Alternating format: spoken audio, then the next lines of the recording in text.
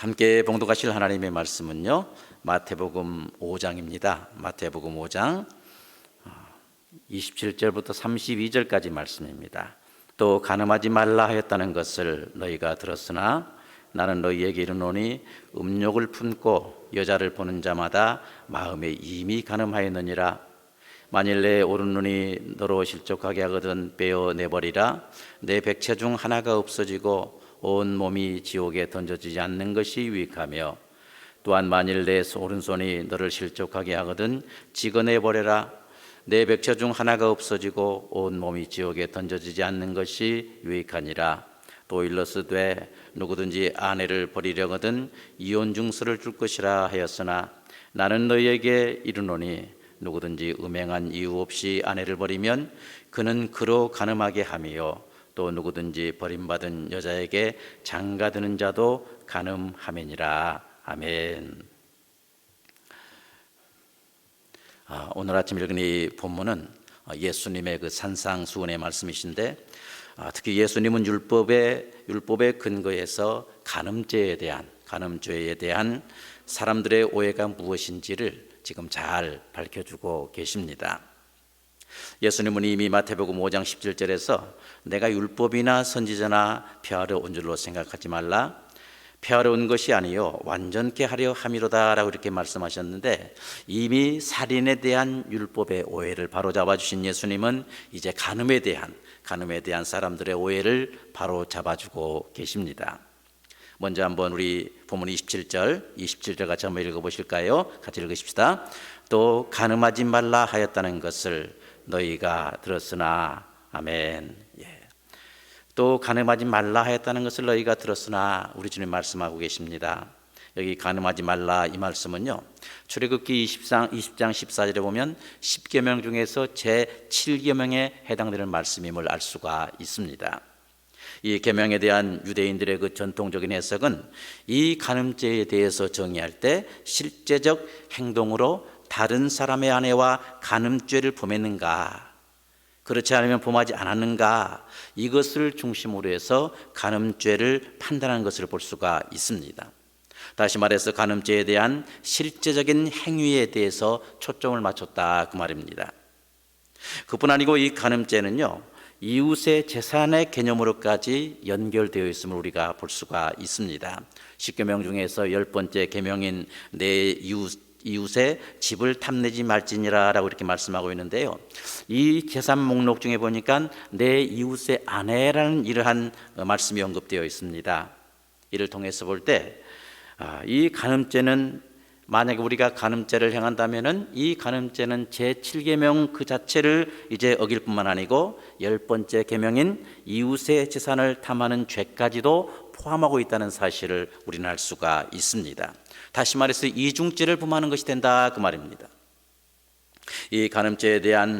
이 간음죄를 범한 사람에게는 사형에 처하게 되었는데, 레위기 20장 10절에 보니까 그랬습니다. 누구든지 남의 아내와 간음하는 자 곧 그 이웃의 아내와 간음하는 자는 그 간부와 음부를 반드시 죽일지니라 라고 이렇게 말씀하고 있습니다.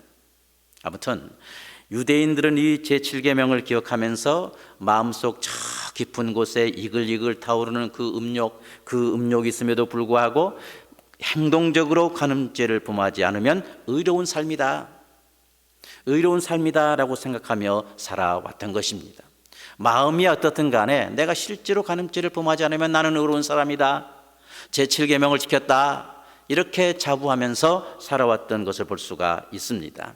어쩌면 이것은 율법의 오해로부터 오는 한계임을 우리는 알 수가 있습니다. 그러나 우리 주님의 해석은 전통적인 유대인들의 그 해석과 다른 것을 볼 수가 있습니다. 그렇다면 예수님은 간음죄에 대한 진정한 율법의 뜻이 무엇이라고 말씀하고 계십니까? 역시 실제적인 행동의 여부가 이제 간음죄에 대한 그 간음의 판단의 기준이다라고 이렇게 말씀하고 계십니까? 우리 예수님은요, 다음과 같이 말씀하고 계십니다. 다시 한번 본문 28절 말씀 28점 같이 한번 읽어보겠습니다. 나는 너희에게 이르노니 음욕을 품는 여자를 보는 자마다 마음에 이미 간음하였느니라. 아멘. 4절 음욕을 품고 여자를 보는 자마다 마음에 이미 간음하였다라고 이렇게 예수님은 말씀하고 계십니다. 모든 사람들이 이 간음죄에 대해서, 간음에 대한 그 실제적인 행동에만 관심을 두었다면 우리 예수님의 그 관점은 더 깊고 더 범위가 넓은 것을 볼 수가 있습니다. 바로 이 마음의 영역까지 이르는 것을 볼 수가 있어요. 우리 주님의 그 완성된 회석은요, 비록 행동으로 표출되지 않았다고 할지라도 마음속에 여자에 대한 그 간음을 품었다면 그 자체가 행동으로 범한 그 간음죄와 똑같다. 행동으로 범한 간음죄와 마음속에 음욕을 품은 그 간음죄가 동일하다. 이렇게 우리 주님은 말씀을 정의하고 있습니다. 그러므로 율법에서는 그 실제적인 간음뿐만 아니라 마음속에 깊은 그 간음까지도 똑같은 간음죄라고 이미 말씀하고 있는데, 그러나 많은 사람들이 그동안 이 율법에 이제 참된 의미를 오해하고 또 잘못 지키면서 살아왔다라는 이 사실을 간접적으로 우리 주님은 드러내주고 계십니다. 그렇다면 우리 예수님께서 말씀하신 마음의 간음은 구체적으로 무엇을 의미할까요? 어디까지가 마음의 간음의 한계일까요? 예수님은 이 마음의 간음에 대해서 말씀하실 때 음욕을 품고 여자를 보는 것이다. 음욕을 품고 여자를 보는 것이다 라고 이렇게 말씀하고 계십니다. 여기 음욕이 뭡니까? 음란한 삶에 접근하려고 하는 그 욕망을 의미하는데, 음욕을 품다 이 말은 뭐예요? 음란한 삶을 갈망한다, 이 음란한 삶을 욕망하다, 이런 뜻이라고 해석할 수가 있습니다. 주로 이 말씀은 성적인 욕망과 관련되어 사용되고 있는 것을 우리는 성경을 통해서 알 수가 있습니다. 부정적인 의미의 이러한 말씀입니다. 그렇다면 이 말의 결국은 남자가 여자로 하여금 음욕을 품게 하려고 바라본다. 남자가 여자로 하여금 음욕을 갖도록, 음욕을 품도록 이렇게 한마디로 부채질하면서 바라본다라는 그런 의미인데요. 그러면 그 남자와 이제 그 여자가 간음을 하게 되고 이제 그 여자도 간음한 여인이 되는 것을 의미한다라는 그러한 말씀으로, 그런 뜻으로 우리는 이 말씀을 해석할 수가 있습니다. 참으로 이 마음의 간음이라는 이 한계를 정하기는 심히 어렵고 애매한 이제 말입니다. 그래서 어떤 분들은 그런 얘기를 합니다. 보통 남자들이 이제 아름다운 여인들을 보면 어떻게 해요? 아름답다, 참 아름답다, 이런 생각은 본능적으로 다 들 수 있다 그 말입니다. 그렇기 때문에 이 자체를 죄라고 할 수는 없고, 그러나 이 본능에, 아름답다라는 이 본능에 자신의 그 자유의지가 더해져서 그 여자를 취하고 싶다, 그 여자와 간음하고 싶다, 이런 생각이 들 때 그때 바로 간음죄가 된다라고 이렇게 말하는 분도 계십니다. 의미 있는 해석이라고 생각합니다. 여러분 아시는 대로 우리 사람에게는요, 자유의지가 있습니다. 하나님께서는 하나님의 형상으로 영혼과 육체를 소유한 이 사람을 창조하셨습니다. 바로 이 우리를 창조하신 이 하나님은 영이신데, 그렇기 때문에 하나님의 지으심을 받은 우리도 당연히 영적인 속성을 가진 존재라고 말씀드릴 수가 있습니다. 이 영적인 속성에 대해서 신학자들은 이렇게 말하는데, 이성과 양심과 자유의지다. 영적인 하나님께서 이제 우리를 창조하셨는데, 그렇기 때문에 하나님의 형상을 닮은 우리도 영적인 속성이 있다. 그리고 이 영적인 속성은 바로 이성과 양심과 자유의지다라고 이렇게 말한 것을 볼 수가 있습니다. 이처럼 우리 사람에게는 영적인 속성 중에 하나인 이 자유의지가 있는데, 사람의 죄악된 본능에 이 자유의지를 더해서 음욕을 계속적으로 내 마음속에 머무르게 한다든가, 또한 이제 이 음욕이 더 확장될 수 있도록 자유의지를 더해서 방치한다면 결국 이는 마음의 간음죄가 된다는 것입니다. 죄악된 이 본능에 자유의지를 사용해서 음욕을 더 일어나게 한다면 이것은 마음의 간음이라는 그러한 말입니다. 그렇기 때문에 우리의 의지가 중요합니다. 그리고 우리 사람의 마음을 가리켜서 영혼의 좌소다라고 이렇게 말하는데, 그러는데 이 마음이, 영혼의 좌소인 이 마음이 심히 부패해져 버렸고 모든 죄의 시작점이 되어버린 것을 볼 수가 있습니다. 그래서 예수님께서도 마음으로부터 모든 죄가 나온다라고 말씀하시면서 마태복음 15장 19절에 보니까 그랬습니다. 마음에서 나오는 것은 악한 생각과 살인과 간음과 음란과 도적질과 거짓 증거와 해방이니라고 이렇게 말씀하셨습니다. 간음이란 말이 여기 있는데 간음이 이 마음에서 나온다고 말입니다. 그렇다면 우리 그리스도인들이 어떻게 됩니까? 하나님의 백성들이 어떻게 됩니까? 마음속에 이 죄악된 본능이 계속적으로 확대되지 못하도록, 계속적으로 죄악의 끝점을 향해서 행진하지 못하도록 우리 사람의 자유에, 우리 사람의 특권인 이 자유의지를 적극적으로 동원해야 된다는 것을 알 수가 있습니다. 그래서 이 죄악된 본능을 멈추게 해야 된다고 말입니다. 죄악된 본능이 당연히 어두움을 사모할 수가 있는데 그 자체를 죄라고 할 수 없지만 거기에서 자유의지를 해서 가미해서 죄악으로 계속 이렇게 가도록 만든다든가, 이것이 바로 간음죄라고 할 수 있는데, 그러나 또 다른 이 자유의지의 특권인 이 자유의지를 사용해서 죄악된 본성을 제어해야 된다는 사실을 우리는 알 수가 있습니다.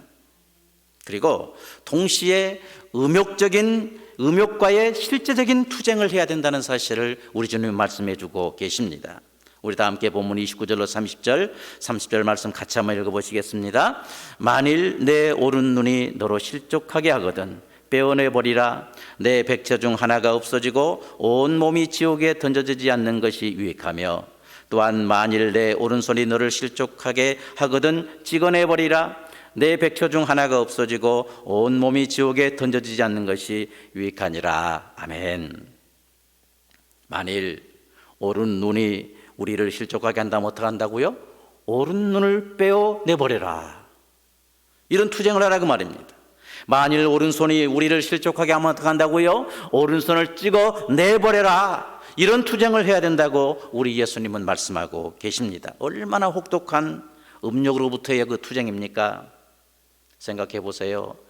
이 오른눈을 그냥 빼어내버리는 것, 이 오른손을 찍어서 내버리는 것, 이게 과연 쉬운 일입니까? 얼마나 무서운 일입니까? 요즘 종종 영화를 통해서 그런 어떤 모습을 발견하게 되는데요, 장기 밀매하는 그런 영상을 통해서 그런 모습을 보는데 얼마나 사람이 미리 겁먹어 기절해 버리지 않습니까? 너무나도 큰 이러한 고통인 것 사실입니다. 그러나 이것이 고통인 것은 사실이지만, 그러나 지옥에 던져져서 지옥에서 영원토록 경험하는 그 고통과 비교하면 결코 아무것도 아니다. 우리 주님의 말씀이십니다. 이것 사실이지만 그러나 지옥에서 던져져서 겪는 그 고통에 비하면 아무것도 아니다. 그러므로 음욕이 찾아오거든 철저하게 내 눈을 빼버리는 고통이 있다고 할지라도, 내 오른손을 찍어내는 그런 고통이 있다고 할지라도 투쟁해라라고 우리 주님은 말씀을 하십니다. 기억하십시다. 이 마음의 간음죄는요, 실제적인 간음죄로 확대됩니다. 그뿐 아니고 어떻게 해요? 결국 이 간음죄로 인해서 가정이 파괴되는 그런 비극으로 끝나게 된다는 사실을 꼭 기억해야 됩니다. 본문 한번 31절로 32절 같이 한번 읽어보실까요? 다시 한번요. 31절로 32절입니다. 또 일러스되 누구든지 아내를 버리려거든 이혼 증서를 줄 것이라 하였으나 나는 너희에게 이르노니 누구든지 음행한 이유 없이 아내를 버리면 이는 그로 간음하게 하며, 또 누구든지 버림받은 여자에게 장가드는 자도 간음함이니라. 아멘. 이 말씀을 우리는 여러 가지로 해석할 수가 있는데요, 본문의 그 맥락과 본문의 말씀의 맥락과 연결해서 한다고 하면 결국에는 뭐예요? 마음의 간음죄가 실제적인 간음죄를 낳고 이 실제적인 간음죄는 가정을 파괴한다. 이런 말씀으로 우리가 해석할 수가 있어요. 이혼 증서다 이 말이 뭐예요? 바로 가정이 파괴되는 그런 상황이다라는 것을 의미하는 단어라고 할 수 있는데, 그렇다면 이 마음의 간음죄는 이혼의 근거가 되고 가정을 파괴하는 음행한 이유가 되는 것입니다. 어떤 계기로 해서 부부에게 음행한 이유가 생기고 그래서 가정 파괴가 시작된다면 이것처럼 큰 비극은 없을 것입니다. 목사님께서도 이미 말씀하셨습니다마는 우리 가정은요, 하나님께서 만드신 최초의 신적인 기관입니다. 그리고 하나님은 이 가정을 통해서 창조 명령이 수행되기를 원하셨습니다. 생육하라고 하는, 번성하라고 하신 아버지 이 하나님의 명령이 이 가정을 통해서 성취되기를 하나님은 원하십니다. 다시 말해서 가정을 통해서 구원의 일이 행해지고 신앙이 다음 세대에 전승되는 그러한 일을 위해서 가정을 하나님께서 만드신 것입니다. 그렇기 때문에 이 하나님의 원수인 사탄은 어떡합니까? 하나님의 그 의도와 정반대되는 일을 끊임없이 시행하고 있는데 끊임없이 오늘도 가정 파괴를 시도하고 있는 것이 사실입니다. 그 시작이 뭡니까? 마음의 간음죄라 그 말입니다. 이것이 실제 행동으로 간음죄를 범하게 되며 또한 이혼의 사유가 되는 음행한 이후에 도달하게 된다는 의미입니다.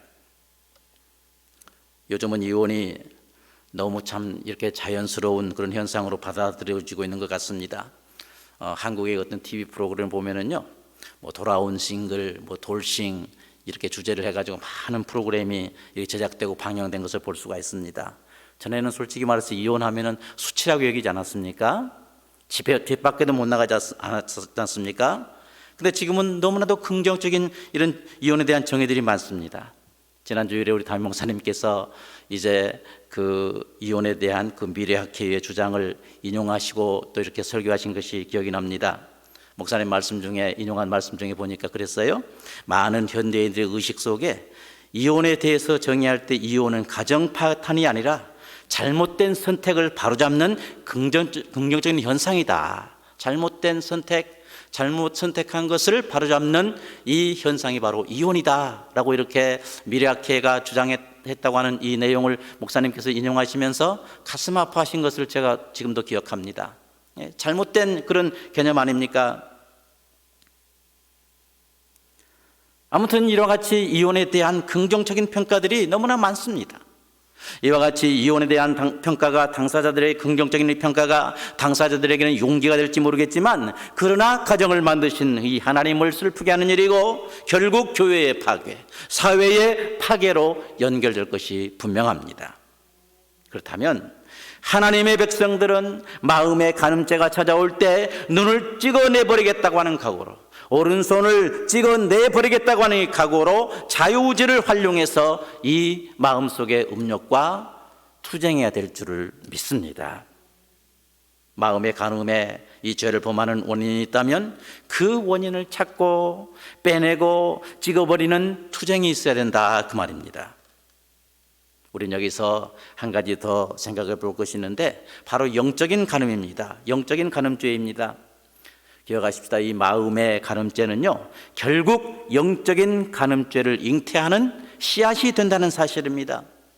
결국에는 이 마음의 간음죄는 장성하고 장성해서 어떻게 해요? 가정도 파괴시키고 우리로 하여금 간음죄를 행하게 할 뿐만 아니라 하나님을 섬기고 하나님을 경배한 우리로 하여금 하나님을 배반하도록, 세상을 더 사랑하도록, 대마와 같이 세상을 사랑해서 이제 주님 곁을 떠나버리도록 하는 이러한 죄악의 요소가 된다 그 말입니다. 육신의 길로, 육신의 정욕을 섬기는 길로 우리를 이끌어간다 그 말입니다. 이러한 이유를 볼 때도 하나님의 백성들은 마음의 간음죄를 철저히 경계하고 이 간음죄 앞에서 투쟁해야 될 줄을 믿습니다. 잠언 4장 23절에 보니까 무릇 지킬 만한 것보다 더욱 내 마음을 지키라, 생명의 근원이 이에서 나면이라 라고 말씀했습니다. 하나님의 백성들은 이 자유의지를 이용해서 마음의 간음죄를 다스리고 오른눈을 빼내버리고 오른손을 찍어내버리는 투쟁을 해야 된다라고 했는데요, 문제는 우리의 이 자유의지와 영적 투쟁에는 한계가 있다는 사실입니다. 우리가 자유의지를 가지고 이 간음죄에 대해서 이제 대항한다고 해서 항상 이 간음죄를 우리가 다스릴 수 있습니까? 어느 순간 나도 모르게 생각으로 이 간음죄에 범할 수가 있습니다. 한계가 있다 그 말입니다. 영적인 투쟁을 해도 그 투쟁에도 역시 한계가 있다는 사실입니다. 그렇기 때문에 우리는 이 마음에 가는 죄와 투쟁하는 우리 모두는 어떻게 해야 됩니까? 자유의지와 영적 투쟁의 한계를 인정하고 모든 순간에서 누구를 의지해야 됩니까? 바로 성령님을 의지해야 될 줄을 믿습니다. 성령님, 제 자유의지에 개입해 주시옵소서. 제 사람을 죽이도록 도와주십시오. 항상 모든 순간에서 우리를 능하게 하시고 모든 죄로부터 승리케 하시는 성령님의 도우심을 의지하는 이러한 삶이 우리에게 필수적으로 있어야 될 줄을 믿습니다. 그럴 때 하나님의 백성들이 마음의 간음죄로부터 온전히 승리하게 될 줄을 믿습니다. 율법의 참된 의미를 실천하게 될 줄을 믿습니다. 우리는 끊임없는 마음의 간음죄로 인해서 돌에 맞아 죽을 수밖에 없는 그런 나약한 존재입니다. 그러나 율법을 완성하시기 위해서 이 땅에 오신 우리 주 예수 그리스도는 율법으로 인한 그 저주, 또한 율법으로 인한 그 돌팔매질로부터 우리를 보호하시고 구원하시기 위해서 스스로 먼저 이 고난을 당하셨고 십자가 위에서 못 박혀 돌아가셨습니다. 그래서 매 순간 우리들에게 날아오는 그 사망의 돌팔매질로부터 우리를 항상 보호해 주시고 지켜주시는 분이 바로 우리 예수 그리스도이심을 여러분 믿으시기를 바랍니다. 사랑하는 여러분, 오늘도 우리는 주님의 말씀을 들었습니다. 우리는 오늘 주님 말씀을 통해서 마음의 간음죄가 얼마나 무섭다는 사실을 알게 되었습니다. 실제적인 간음죄를 범하게 하는 원인이 되고요, 또한 가정을 파괴하는 그 음행의 이유가 되기도 하고요, 또한 하나님에 대한 영적인 간음을 잉태하기 때문에 이 마음의 간음죄가 무섭습니다. 그렇다면 이제 우리는 우리의 모두 오른눈을 빼어버리는 투쟁, 오른손을 찍어내버리는 이런 투쟁을 통해서 마음의 간음죄로부터 자신을 정결하게 보호하고 지켜나가는 이러한 삶이 되어야 될 줄을 믿습니다. 하나님 앞에 서는 순간까지 한순간도 영적인 방심 없이 바로 마음의 간음죄와 싸워나가는 이러한 우리의 삶이 되어야 될 줄을 믿습니다.